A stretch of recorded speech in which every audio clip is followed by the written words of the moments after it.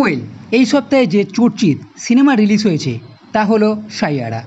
পুরো সিনেমা দেখার পর একটাই কথা মাথায় আসছে, এই সিনেমার যে কাহিনী প্লট, তার জন্য সিনেমার নাম আশিকি 3 রাখা যেত তাহলেও নিঃসন্দেহে চলে যেত। কিন্তু মেকার্সরা রেখেছে সাইয়ারা। সাইয়ারা সিনেমা ফুল রোমান্টিক, ইমোশন ও ড্রামাতে ভরা। সিনেমার ডাইরেক্টর মোহিত সুরি, তাই সিনেমাতে দুর্দান্ত গান আপনি শুনতে পাবেন, যা আশিকি 2 সনম তেরি কসম সিনেমার কথা মনে হবে। এবং এই সিনেমার যে কাহিনী সেটা এই দুটো সিনেমা থেকে নেওয়াও সেটাও বলতে পারেন। সিনেমাতে যে নায়িকা বানি ব্রেকআপ হয়, বিয়ে ভেঙে যায়, সে গান লেখে। আর যে নায়ক ক্রিস কাপুর, সে সিঙ্গার, সে চায় পুরো দুনিয়াতে তার নাম হোক।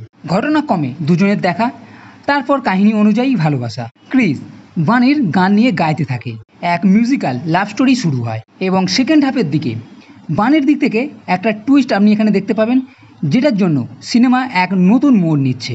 সিনেমার ফার্স্ট হাফ ঠিক আছে, এঙ্গেজিং আছে, একটা লাভ স্টোরি, ও সেকেন্ড হাফে ড্রামার সঙ্গে আছে পড়তে পড়তে কিছু ইমোশন সিন। সিনেমার কাহিনী নিশ্চিন্তে বলা যেতে পারে ভালো। তবে এই সিনেমার বিষয়ে একটা অসুবিধা, তা হলো সিনেমা কিছু জনের ভালো লাগবে আর কিছু জনের ভালো নাও লাগতে পারে। বিশেষ করে স্কুল কলেজে পড়ে লাভবার তাদের ক্ষেত্রে এই সিনেমা এক কথায় বলতে পারি 100% ভালো লাগবে, সুপারহিট মনে হবে। কিন্তু বাকি যারা, তাদের কাছে এই সিনেমা অতটা ভালো নাও লাগতে পারে। তাই এই সিনেমা নিয়ে মিশ্র প্রতিক্রিয়া থাকতে পারে। যারা লাভ স্টোরি দেখা পছন্দ করে তাদের এই সিনেমা ভালো লাগবে। এর সঙ্গে আরও একটা ঘটনা যেটা চলছে, শোনা যাচ্ছে এই cinema Korean cinema a moment of remember থেকে রিমেক।